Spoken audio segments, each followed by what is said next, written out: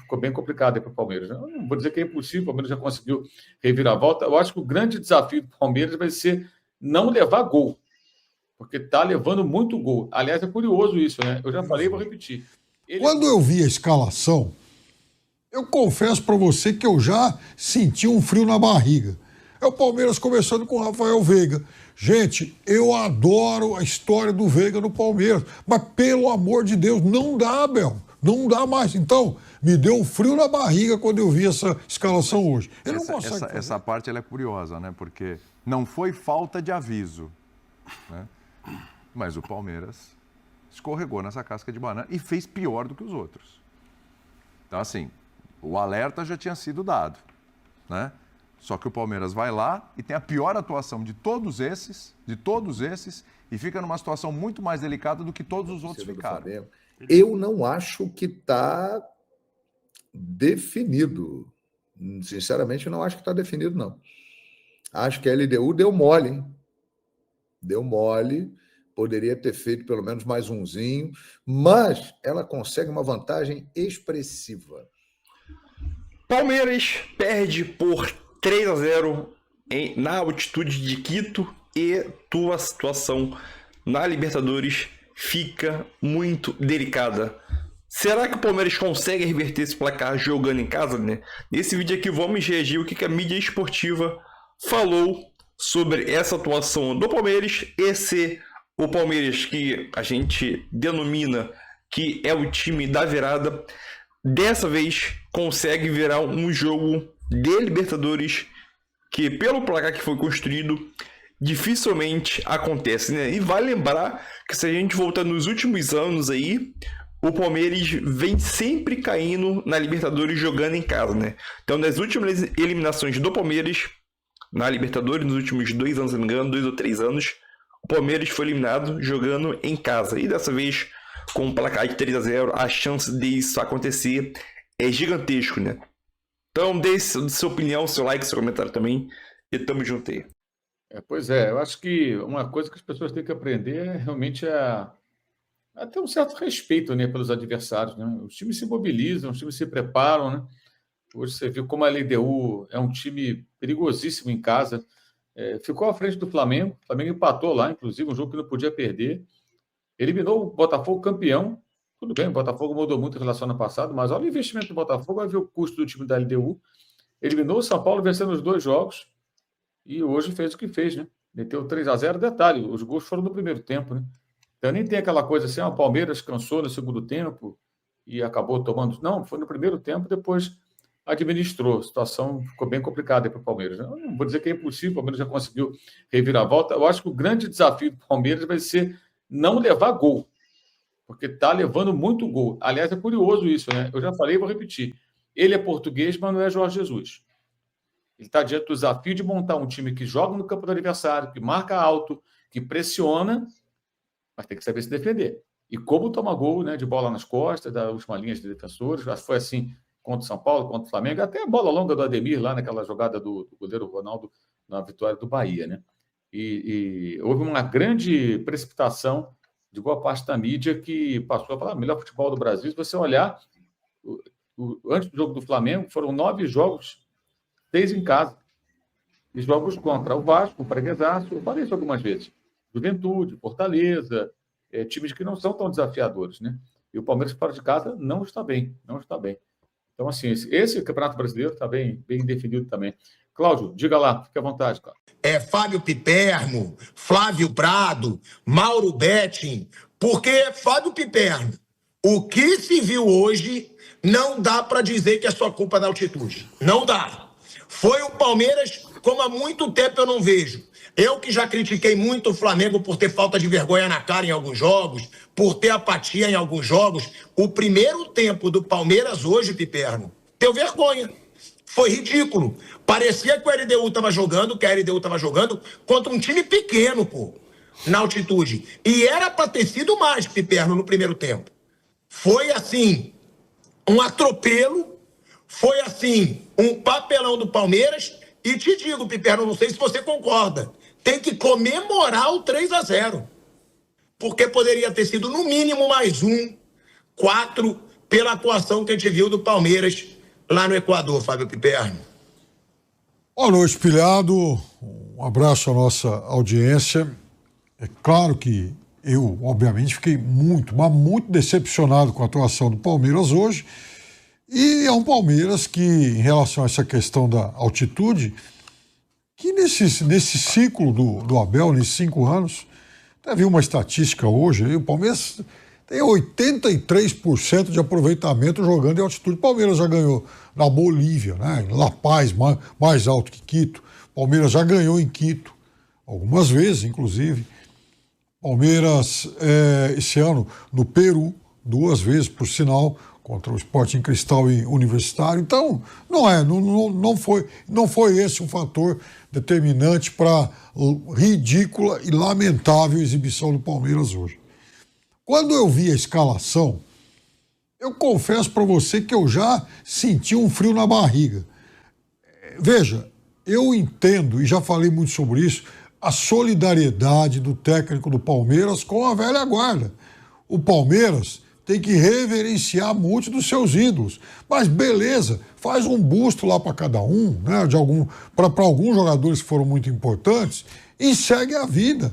Não dá mais. Por exemplo, o Palmeiras, outro dia, fazia um jogo tão ruim quanto esse contra o São Paulo aqui no Morumbi, né? O Palmeiras tomou 2-0 no primeiro tempo, poderia sofrer mais, aí teve o lance do pênalti que todo mundo debateu, discutiu e tal, e depois acabou virando. O que tem de coincidência lá com esse jogo? É o Palmeiras começando com o Rafael Veiga. Gente, eu adoro a história do Veiga no Palmeiras, mas pelo amor de Deus, não dá, Abel, não dá mais. Então, me deu um frio na barriga quando eu vi essa escalação hoje. Ele não consegue fazer nenhuma jogada, não consegue rolar a bola para frente. Vai dar, de vez em quando, algum passe longo, ok, mas isso é muito lotérico. E aí vem a questão tática determinante do primeiro tempo. O Veiga jogando do mesmo lado que o Kelvin. O Kelvin fazendo um jogo ruim, muito ruim. Entrou nervoso, inseguro, falhou de cara, é o jogador que comete um erro no lance do primeiro gol e com isso desestabilizou totalmente esse jogador de vocação muito mais ofensiva que o Giai e que não é lá um grande marcador. Ora, se ele não é um grande marcador e se o Veiga é café com leite, como é que o Palmeiras ia se virar desse lado? Então, a LDU deitou e rolou, né? E assim, isso era visível. Era o tipo do jogo, se fosse basquete, vôlei, o técnico pediu um tempo e corrigir. E aí, é óbvio que o técnico do Palmeiras, ele não vai fazer uma substituição no meio do primeiro tempo, até pela relação de respeito que ele tem com esses jogadores. Mas aquela combinação Veiga e Kelvin no primeiro tempo arrebentou o time do Palmeiras. O Palmeiras não conseguiu jogar mais. E não, agora, o time inteiro atuou mal. Murilo foi patético no lance do terceiro gol. Todo mundo viu, né, as falhas de praticamente todos os setores do time. Talvez só o Carlos Miguel tenha se salvado hoje. Mas a verdade é que sim, o Palmeiras pode ter comprometido uma classificação para uma final de Libertadores que, em tese, nem seria tão difícil assim, embora a LDU seja uma boa equipe. Falei sobre isso várias vezes. Dessa Libertadores, passou em primeiro no grupo do Flamengo, eliminou o Botafogo, eliminou o São Paulo. Ou seja, é no mínimo um time muito competitivo. E o Palmeiras agora é sim o azarão. A LDU é a favorita para avançar. Uma atuação sensacional da LDU, valoriza o trabalho do treinador, mas essa parte ela é curiosa, né? Porque não foi falta de aviso, né? Mas o Palmeiras escorregou nessa casca de banana e fez pior do que os outros. Então, assim, o alerta já tinha sido dado, né? Só que o Palmeiras vai lá e tem a pior atuação de todos esses, e fica numa situação muito mais delicada do que todos os outros ficaram. Acho curioso isso, porque se você está avisado, se você está esperto, você sabe o que vai acontecer, você conhece o seu adversário, sabe como ele atua, sabe como é que é em casa. O Abel deu ali todas as pistas, né? E você tem uma atuação dessa meio que inexplicável. Eu acho que todo time que for jogar contra a LDU lá teve aviso do seu treinador. Isso é muito óbvio. O Abel foi mais um que avisou. A questão não é essa. A questão, e aí... E o Palmeiras é o time de todos esses que a gente falou aqui que enfrentou a LDU, exceção feita ao Flamengo, mas o Flamengo teve uma fase de grupos bem ruim. O Flamengo empatou lá. Empatou lá. O Palmeiras é o time que chega melhor preparado, que chegou em melhor momento, que tem melhor elenco, que tem melhores peças, que tem o melhor trabalho, né? E eu falei, o Flamengo já enfrentou, mas o Flamengo estava numa fase de grupos terrível. E que normalmente tem a maior capacidade de mobilização nesses jogos. Exatamente. É o time que menos cai de rendimento nesse tipo de jogo. Talvez fosse quem menos você esperasse acontecer isso. Eu vou muito na linha do que disse Calçade. Uma derrota do Palmeiras não me surpreende. Eu falei isso antes do jogo. Como não surpreenderia uma vitória do Palmeiras, eu só acho que a forma como o time jogou e o placar, esses foram muito surpreendentes. O jogo em si, num todo, foi. Se o Palmeiras tivesse perdido o jogo por 2-1, 1-0, até um 2-0, um dia que dá muito azar, ele deu, tudo funciona, mas o Palmeiras pressionando, construindo, marcando forte, eu acharia que é parte do jogo. Isso foi diferente de tudo. E o Abel, quando ele fala que avisou os jogadores, ele está quase não segurando para criticar os jogadores. Sim. Que não prestaram atenção. Acho que tem isso. Ou ele não tem explicação porque aconteceu. O que também acontece no futebol com os maiores técnicos, tá? Mas acho que, na verdade, ele precisaria ser perguntado especificamente sobre o que não deu certo. E aí, não sei se ele ia responder ou não. Foi curta a coletiva. Mas acho que a questão é essa. No fim, a primeira resposta, eu não vou perder muito tempo com o que aconteceu no jogo de hoje. Mas depois... Quando começa assim, próximo jogo. Não tá muito afim de falar sobre as coisas que deram errado. Tá tudo bem, ele tem que parar depois para rever, para repensar, para... Mas na hora que ele foi perguntado sobre as substituições, por exemplo, ele explicou detalhadamente e tal. Então, eu acho até que talvez ele respondesse, né? Mas é que aí, justamente, ele não vai sair falando, bom, eu tentei fazer isso, e as coisas não deram certo. Quer dizer, acho que ele só falaria, assim, instigado a falar especificamente sobre o que não deu certo no time do ponto de vista estratégico, do ponto de vista tático. Hoje a gente vai resgatar um trechinho da coletiva, quando ele fala do Emiliano, quando ele fala do Aníbal, quando ele fala ali do meio. É um bom trecho. Um ponto onde a gente... Que é onde ele fala mais de tática, Exatamente. Porque acho que foi o momento que ele foi pedido para falar sobre isso. Vamos né? resgatar sobre esse trechinho do Abel. Vamos lá, que foi uma coisa que a gente discutiu bastante aqui antes de ouvir o Abel. Vamos nessa. Podemos começar por aí. Acho que nós não conseguimos competir de maneira nenhuma na primeira parte. Em relação ao Emiliano e ao Aníbal, o Aníbal estava no banco, mas estava lesionado. Ainda bem que me fazes essa pergunta. Foi um jogador que saiu no último jogo e está lesionado. Nós viemos com 24, tínhamos 3 goleiros, não o podia utilizar hoje. O Veiga era aquele jogador que a missão do Veiga era muito específica, era sair e bloquear o número 33 e fechar como terceiro médio quando a bola estava no corredor contrário. Era a missão dele. A missão do Emiliano era acompanhar o jogador que fez os 2 golos.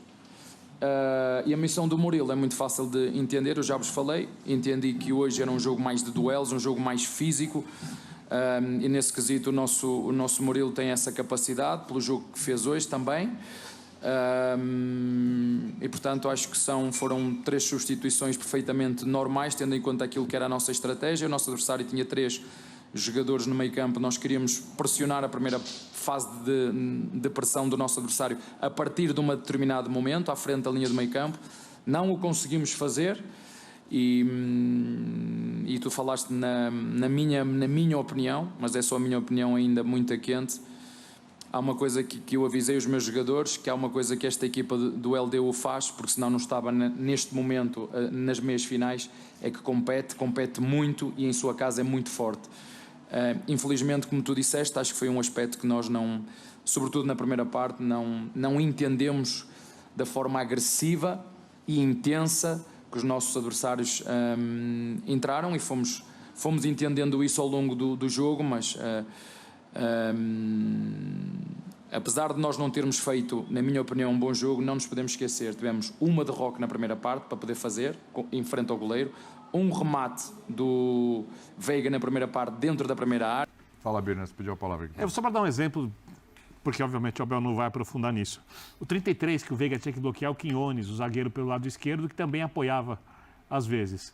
Esse bloqueio tem que ser feito, obviamente não na área da LDU, porque a ideia do Palmeiras não foi pressionar ali, mas o Palmeiras gosta muito de pressionar uns 10 metros à frente da linha do meio de campo, porque ele rouba a bola ali com a defesa aberta, na saída de jogo do adversário. O Palmeiras faz isso muito com todo mundo sempre. O Veiga não conseguiu bloquear. O Veiga muitas vezes estava distante do jogador.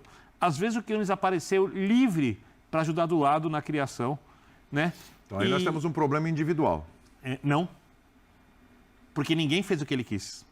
Quando um jogador deixa escapar... Não, tô falando, nessa questão do Veiga, temos ali um problema individual. A missão dada ao Veiga não foi cumprida. Primeiro, aí a gente vai falar a mesma dos coisa outros. do M, aliás. Entendeu? A missão do Veiga não foi cumprida. A missão do M não foi cumprida. O cara ali. Individualmente, cada um tinha uma missão ali e ninguém cumpriu sua respectiva missão. Porque o Abel responde isso, ele sabe que ninguém vai retrucar na entrevista explicando os detalhes do jogo. Mas a gente vai fazer isso aqui. Sim. Então a primeira pergunta é, o Veiga era o cara mais apto a fazer isso, já que era um jogo com menos posse de bola, em que você rouba a bola um pouquinho à frente da linha do meio de campo para pegar a defesa aberta. Não seria melhor um jogador mais rápido, um jogador mais agudo, que tem essa pressão mais intensa? Segunda questão, quando ele fala que um jogador tinha que fazer, e ele não disse que não fez, mas está implícito, que o outro tinha que fazer... Não, ele disse que não fez, nos dois casos. Acho que tanto no Veiga como no M... Ele foi explícito no M. Foi bem explícito. Então falha minha, porque eu entendi que ele concorda que não fez, mas não deixou isso... Não externou, mas de qualquer jeito, quando um não faz, o segundo, no meio campo, não faz. A gente falava aqui do problema do meio de campo. Se ele esticar isso, ele vai chegar em outros que não fizeram. Eu tenho que olhar e botar a culpa em todos os jogadores individualmente ou eu tenho que olhar num problema de instrução do técnico? Pois é. Palmeiras foi a Quito, onde é difícil jogar e onde ele conseguiu já bons resultados, diga-se de passagem, mas dessa vez foi mal, hein? Palmeiras, no primeiro tempo, levou um vareio, não viu a bola, tomou 3-0. E no segundo tempo, melhorou um pouquinho, mas não foi o suficiente. A LDU, na minha opinião, perdeu uma boa chance de fazer mais. Entretanto, conseguiu uma belíssima vantagem. 3-0 é uma vantagem enorme. Se a LDU fizer um gol no Allianz Parque semana que vem, já era. Então, assim, sinceramente, eu estou vendo aqui as torcidas rivais do Palmeiras animadas e tal, principalmente a torcida do Flamengo. Eu não acho que está definido. Sinceramente, não acho que está definido, não. Acho que a LDU deu mole, hein? Deu mole, poderia ter feito pelo menos mais umzinho, mas ela consegue uma vantagem expressiva. Tem tudo para se classificar. Agora, o Palmeiras, dentro de casa, ele é muito forte. E ele vai para cima, e ele vai tentar fazer 1-2 gols no primeiro tempo, e aí o jogo fica aberto. Só que eu gostaria de lembrar um detalhezinho que muita gente não comenta por aí. Todo mundo fala do time do Palmeiras, o Palmeiras é isso, o Palmeiras é aquilo, e com razão, o Palmeiras realmente, do Abel Ferreira, nos últimos anos, é um time muito vencedor, embora não ganhe o título desde o início de 2023. Vocês sabiam disso? O último título do Palmeiras foi o Campeonato Paulista de 2023. No restante do ano passado, o último título do Palmeiras foi o Paulista de 2024. Recomeça tudo aí. O último título do Palmeiras foi o Paulista de 2024. De lá para cá, não ganhou nada. E o Palmeiras, esse é o detalhe. Embora eu ache que a LDU deu mole e não matou, ainda o Palmeiras tem chance. É importante lembrar o seguinte: o Palmeiras foi eliminado em casa nas últimas 3 Libertadores da América. Vocês se lembram disso? 2022, semifinal Atlético Paranaense. 2023, semifinal Boca Juniors. 2024, oitavas de final Botafogo. Então, o Palmeiras tem um histórico de ser eliminado dentro de casa, gente. Já foi eliminado em Copa do Brasil diversas vezes lá. Para Flamengo, para São Paulo, para outras equipes. Então, assim, não está definido, na minha opinião. Está muito bem encaminhado, mas, sei lá, pode acontecer alguma coisa aí. Mas o Palmeiras ele tem uma sequência de eliminações em casa. Isso é algo que deve ser destacado.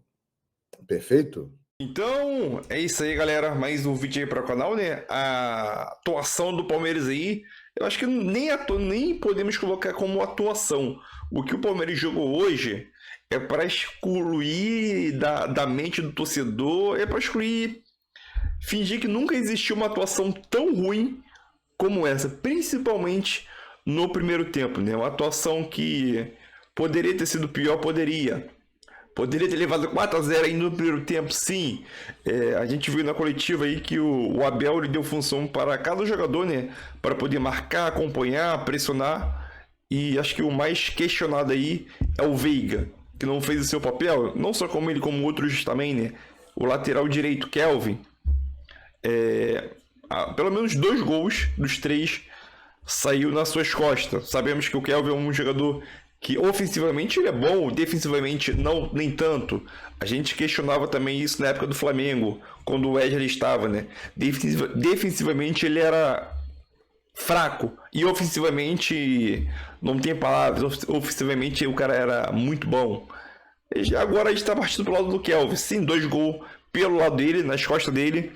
E é aquilo, o Palmeiras sim tem uma missão difícil de reverter.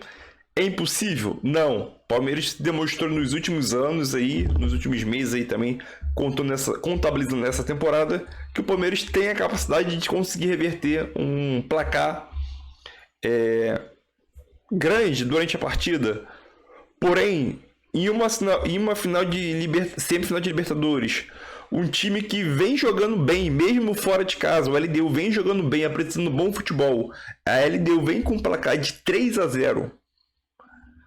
É difícil tu pensar que mesmo o time do Palmeiras, que é acho, o principal time aqui do Brasil, que tem essa capacidade de conseguir reverter um placar, vai conseguir, entendeu? Vai depender muito. Final de semana tem jogo, Palmeiras poupa ou não poupa, contra o Cruzeiro, bota o time 100% reserva, e a briga pelo Brasileirão, se o Flamengo ganhar o jogo, será que o Flamengo também poupa? Porque o Flamengo tem uma decisão na Argentina na quarta-feira e o Palmeiras joga na quinta. Então é complicado, tanto a vida do Palmeiras como do Flamengo, né? E, minha opinião, a chance de acontecer uma final entre LDU e Racing é muito grande. Sabemos que a missão do Palmeiras é bem mais difícil do que a do Flamengo, principalmente pelo placar que foi construído no jogo de ida. Porém, se a gente for olhar o jogo do Flamengo, o Racing está com um jogo praticamente, teoricamente, nas mãos, né? É só fazer 1-0 ali e vai ter todo o apoio da torcida, da pressão, da mística do estádio do Racing, ali o El Cilindro, acho que é El Cilindro, se não me engano, né? Que jogar ali é difícil, vai ter a pressão de 50 mil argentinos e os torcedores argentinos são chatos, pressionam do início ao fim. Acho que para mim, aqui na América do Sul, ou na América, né? Para mim, são torcedores que mais têm paixão pelo clube, são uma torcida mais inflamada e, na minha opinião também, é uma torcida que dificilmente para de cantar, né? Acho que, para mim, a torcida argentina é a melhor disparada e uma das principais do mundo aí, né? A torcida argentina. A gente viu isso na Copa do Mundo de 2022, né? Então, deixe sua opinião, tamo junto e o like também ajuda demais, galera. Se inscreve no canal também.